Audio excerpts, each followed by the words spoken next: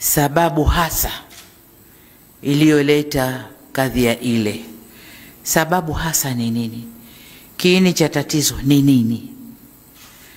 Lakini jambo lile lilipotokea, vijana waliingizwa barabarani kudai haki. Tunataka kujua haki gani ambao vijana hawa wameikosa, na kwa umoja wao waliingia barabarani kuidai haki hiyo.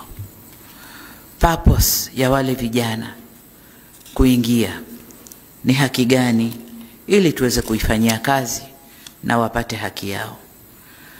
Lakini jengine, tunapofanya hii kazi, hebu twende tukaangalie matamshi ya vyama vya upinzani.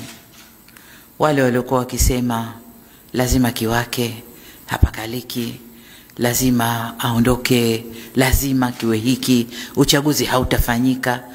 Kitu gani hasa kilichowaletea kufanya vile?